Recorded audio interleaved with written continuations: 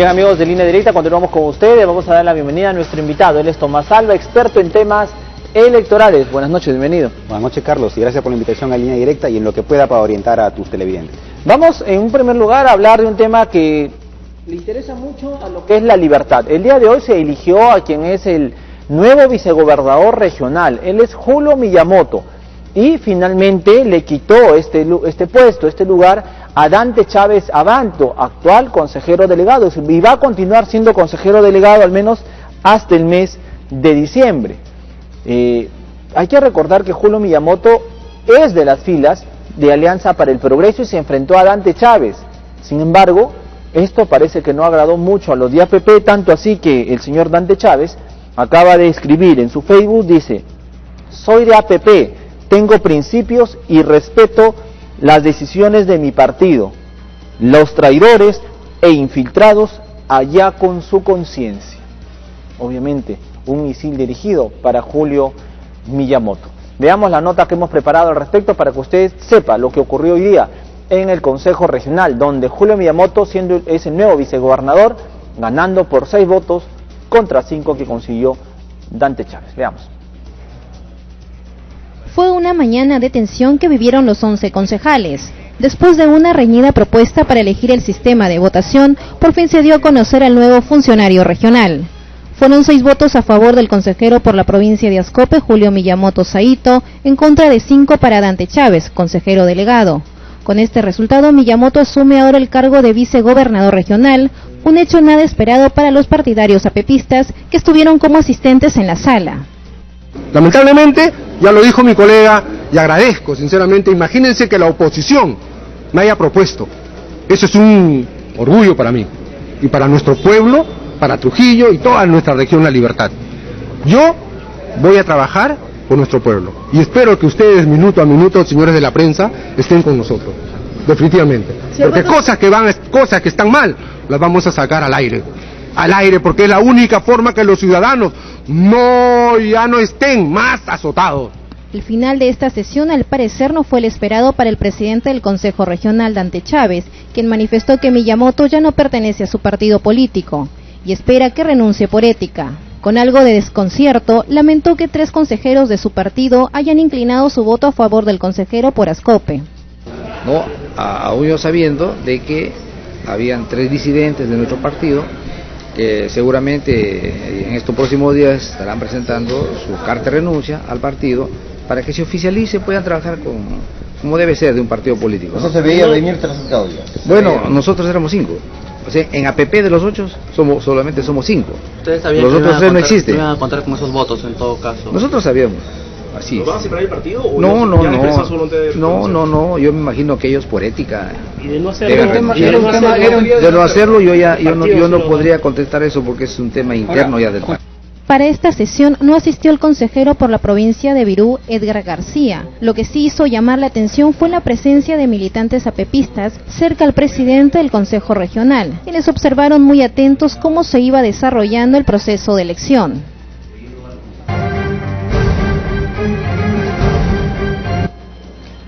Bien, de esta manera entonces Alianza para el Progreso parece que se va quedando sin bancada ahí en el Consejo Regional. De 8, 3 prácticamente han dicho doy un paso al costado, quedan 5.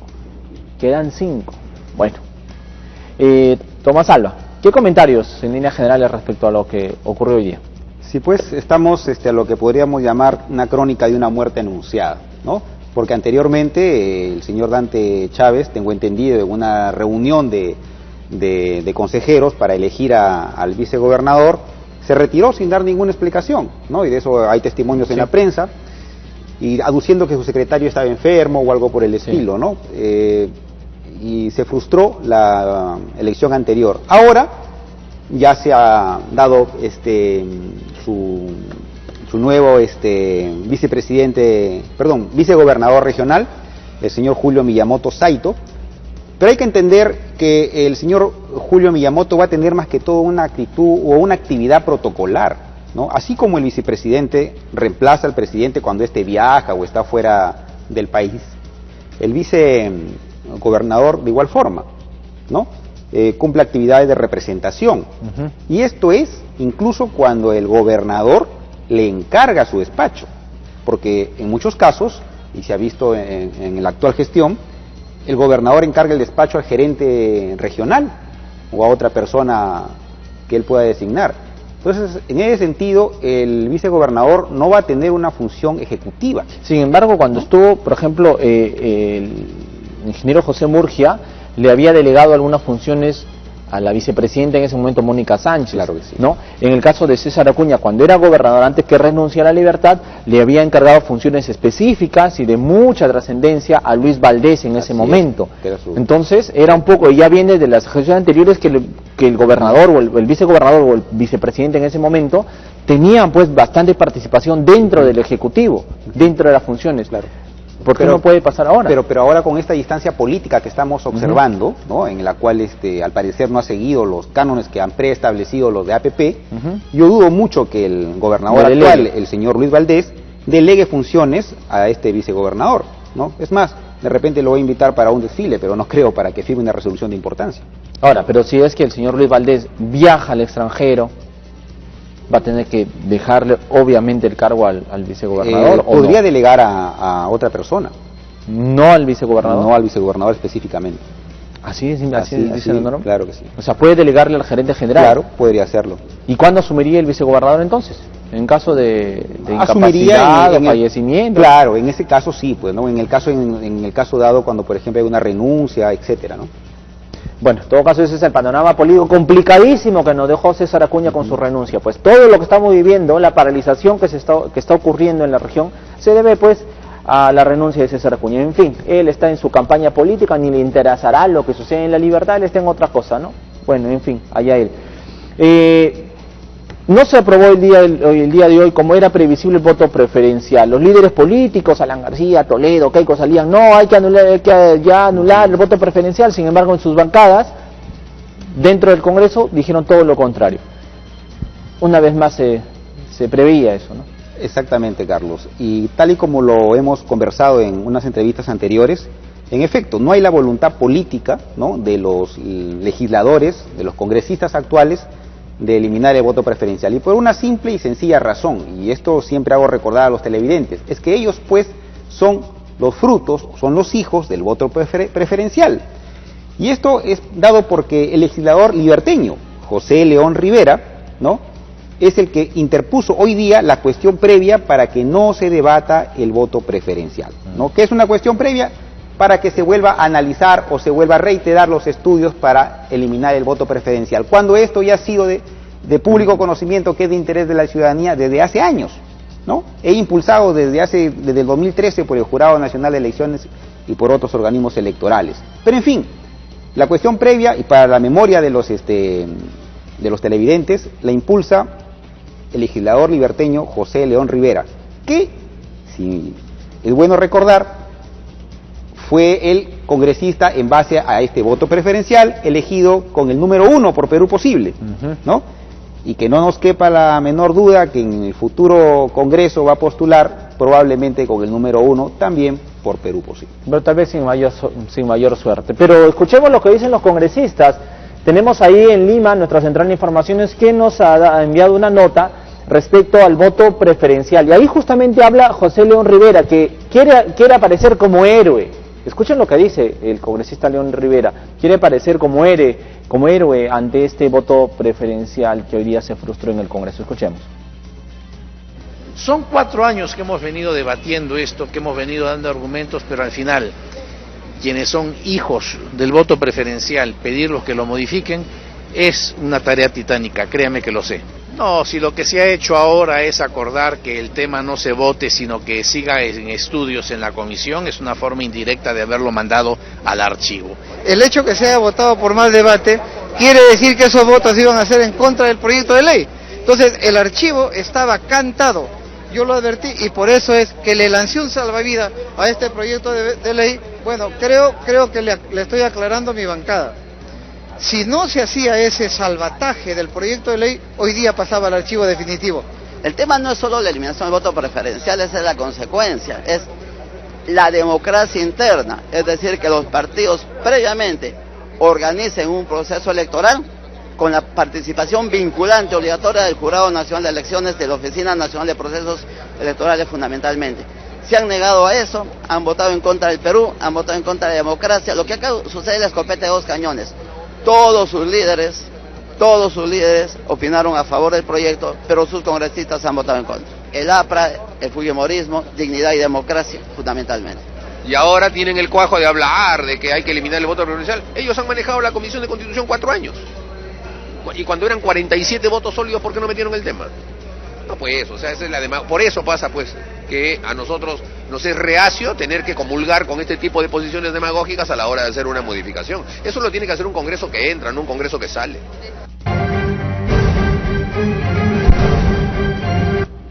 Bien, lo cierto es que este voto preferencial, amigos televidentes, le hace daño a los partidos políticos, Tomás. Por supuesto que sí, no consolida el eje de la democracia, ¿no?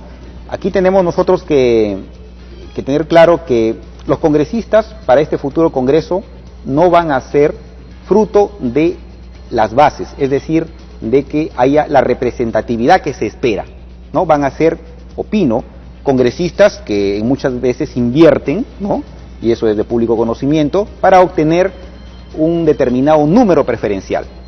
Los estudios electorales, como por ejemplo uno hecho por el doctor Tuesta Soldevilla, manifiesta que en el Perú gran porcentaje de los congresistas son los que entran por tener los números 1, 2, 3, 4, es decir, los primeros números, porque son unos números más marqueteros, de mayor recordación para el elector.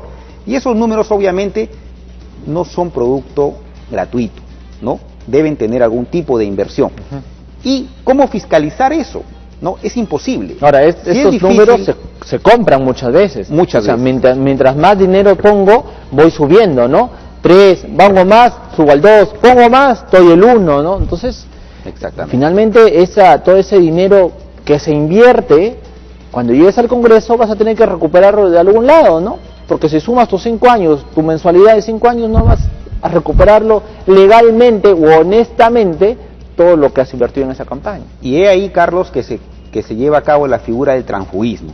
Es porque que muchas veces los congresistas no tienen la fidelidad, por decir así, con su institución, con su partido político, que los llevó al Congreso.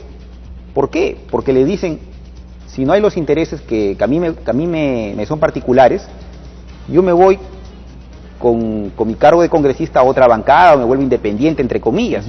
No represento a ese partido político. ¿Por qué? Porque yo he comprado mi curul, ¿no? Represento a mis propios intereses. Es por eso que ahí era importante lo que el Jurado Nacional de Elecciones promulgaba, ¿no? Que se realice una verdadera democracia interna, es decir, la fiscalización cuando se va a elegir en las bases a los futuros candidatos a congresistas, ¿no? Para que representen un elector, un voto. Pero ahora no, entre gallos y medianoche probablemente harán sus actas de democracia interna, las presentarán a la inscripción al jurado de elecciones y como la ley está dada así, tenemos congresistas con el número 1, 2, 3, como el señor León Rivera, entre otros. Claro, y muchas veces lo que sería peor es de que se hagan todas estas aparentes reuniones para elegir a los candidatos cuando ya tienen pues ya todo ya finiquitado y simplemente es mero formalismo. ¿Qué hacer ahora? ¿Queda todavía alguna oportunidad, crees tú, o ya nos olvidamos del tema en cuanto a reformas electorales?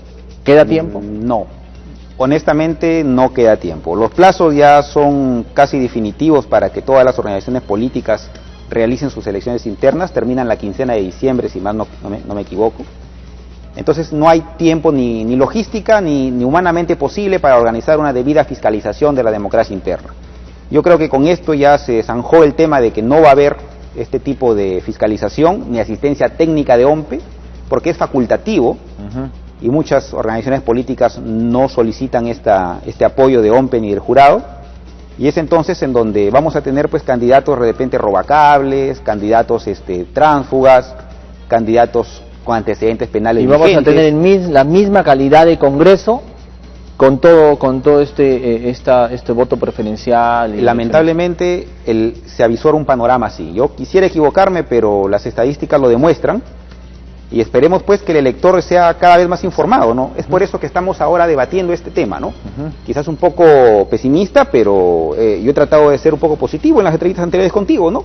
Esperando que el Congreso pues de una vez formalice el tema de la democracia interna, el voto preferencial sea anulado, la debida fiscalización de los aportes, pero parece que no va a ser así. Entonces, se avisora un tema en donde el Jurado Nacional de Elecciones con la fiscalización tiene que ser muy drástico, ¿no? A fin de que sean unas elecciones transparentes. Ahora, hay que darle una lección a estos congresistas.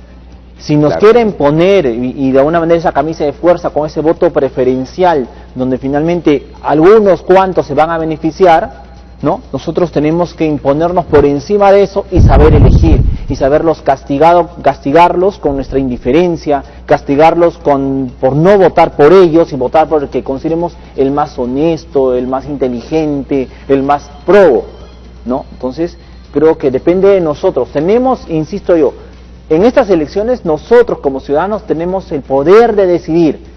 Pasado el proceso, vamos a tener, si no elegimos bien, vamos a tener que soportar pésimos gobiernos, pésimas gestiones, congresos como los que estamos viviendo en estos últimos meses que quedan de régimen. Depende, insisto, de cada uno de nosotros. Neutralidad y propaganda electoral es algo también que se está dando, pero que todavía hay que esperar a que se convoque el proceso electoral, conversábamos, ¿verdad? Así es, Carlos. Lo que actualmente se está ya vislumbrando es, por ejemplo, determinados, he visto pintas, determinada propaganda política, ¿no? Por decirlo así, porque la propaganda electoral en sí comienza cuando ya hay candidatos inscritos ante el Jurado Nacional de Elecciones. A la fecha aún no se convocan incluso a las elecciones presidenciales, ¿no? Entonces, aquí lo que entra a tallar mucho sobre esta propaganda política, por ejemplo, en el caso de universidades, ¿no? Vemos algunos afiches gigantes de determinadas personas, en el caso de la Universidad César Vallejo, por ejemplo, con los eslogans de educación es primero, etcétera. Y la foto del dueño que hacen referencia muchas veces a un tinte político, ¿no? Sin embargo, estos casos actualmente deben estar siendo supervisados por el Ministerio de Educación, ¿no? Para evitar temas coyunturales, pero hay que esperar pues que se formalice el tema de las suscripciones ante el jurado para poder fiscalizar, y eso ya lo hace el Jurado Nacional de Elecciones. Perfecto, Tomás, se nos va el tiempo, unos últimos minutos para tocar el tema de las elecciones que se están realizando acá en Trujillo, en pequeño, en los centros poblados. Parece que hay algunas observaciones que hacer y que preocupan. Claro que sí. Mira, resulta preocupante porque he visto a través de las noticias sonadas protestas de pobladores del Alto Trujillo, que hay unas idas y reveses en inscripciones de determinadas agrupaciones políticas. Y esto se debe muchas veces también a que ha habido cambios en el gobierno municipal, ha habido cambios de sus gerentes de desarrollo social, que son los que presiden el Comité Electoral Provincial de Trujillo, que es la máxima instancia en proceso electoral de centros poblados menores. En este caso, por ejemplo, del Centro Poblado Alto Trujillo, va a tener elecciones el 29 de noviembre. La máxima instancia electoral es la Municipalidad Provincial de Trujillo. Pero ojo, la Municipalidad Provincial de Trujillo, con su movimiento regional Desarrollo con Seguridad y Honradez, también se presenta en ese proceso electoral, ¿no? Entonces es un poquito como que fuese juez y parte. Claro, porque nunca va a observar pues al candidato del partido del alcalde, ¿no? Digámoslo así, hasta qué punto llega su imparcialidad. Pero lamentablemente, y eso también será materia de observación a futuro, así está dada la ley para elecciones de centros poblados. Es que en realidad la ley de elecciones de centros poblados estaba hecha en el sentido de que no se pensaba que iba a ser tan politizada, ¿no? Que era simplemente una agrupación de vecinos de un centro poblado lejitos, con pocos electores, para solucionar sus problemas inmediatos. Pero el Alto Trujillo, Carlos, estamos hablando de una población de 80.000 habitantes, con aproximadamente 25.000 electores, ¿no? Lo que representa un bolsón electoral importantísimo para un congresista, por ejemplo. Claro. Es entonces ahí la pugna electoral entre diversas agrupaciones políticas, ¿no? Y que yo espero que todas participen por el bien de ese tipo de elección. Pero ya se bajaron a un candidato, pues al señor Danilo, me parece, del Partido Creo que sí, he visto ahí que hay unas discrepancias para que se inscriba el señor Danilo Polo. Pero más allá de los formalismos, ¿no? Que podrían ser subsanables, porque también ese reglamento, el reglamento de la ordenanza municipal 019-2009, la ordenanza municipal de la Municipalidad Provincial de Trujillo, te diré que no está bien redactada para un proceso electoral, ¿no? Entonces tendría que darse alguna salvedad para que todos participen en base a la Constitución política, ¿no? Al artículo 32, en el cual todos tienen derecho a elegir y ser elegidos. Para terminar, en este proceso electoral en los centros poblados aquí en Trujillo no va a participar ni OMPE ni el Jurado Nacional de Elecciones. Cosa preocupante y rara. Preocupante, ¿no? Y más aún si no son instancias electorales, porque la última instancia electoral según ley es la Municipalidad Provincial de Trujillo, pero sí deberían tener ahí participación para el tema de fiscalización y asistencia técnica, que a la fecha, tengo entendido, no hay un convenio específico para que se diga dónde, cómo y cuándo va a ser ese tipo de apoyo por parte de OMPE y de fiscalización por parte del Jurado Nacional de Elecciones. Urge que eso se defina para que en un distrito, ojo, de 80.000 habitantes, no haya pues brote de violencia, no haya pues algún tema que no se quiera luego sensible y se lleve a hubiera sido transparente que se convoque a estos organismos electorales desde un inicio, ¿no? Claro, su experiencia, su expertise. Sobre todo eso significa pues capacidad de gestión, ¿no? De la municipalidad, como te digo, siendo la Municipalidad Provincial de Trujillo máxima instancia electoral para estas elecciones del centro poblado Alto Trujillo, debería tener pues una gestión mucho más ejecutiva, idónea y sobre todo transparente. Tomás Alba, te agradezco muchísimo por estar esta noche con nosotros y darnos siempre esta mirada de cómo marchan los temas electorales, y te vamos a tener obviamente más seguido conforme avance todo este proceso complicado de por sí. Gracias, muchísimas Carlos. Gracias. Gracias a usted. Bien, amigos, nosotros nos despedimos por esta noche, nos reencontramos mañana en una nueva edición de Línea Directa. Hasta entonces.